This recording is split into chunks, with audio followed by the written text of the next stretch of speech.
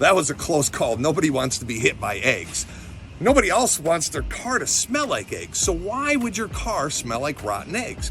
It happens. It's a question people search it on Google all the time. Well, the big thing that happens, fuel, goes through your engine into the exhaust system and it's not burned. So you might have spark plugs that are wore out, a leaky injector, something that's causing fuel to dump through. What happens is that turns into sulfur and it starts to smell like rotten eggs. So here's part of a catalytic converter. You can see this one, not really very dirty, a little bit, but those little ports look like a beehive. They're kind of clean. This side, pretty clean, right?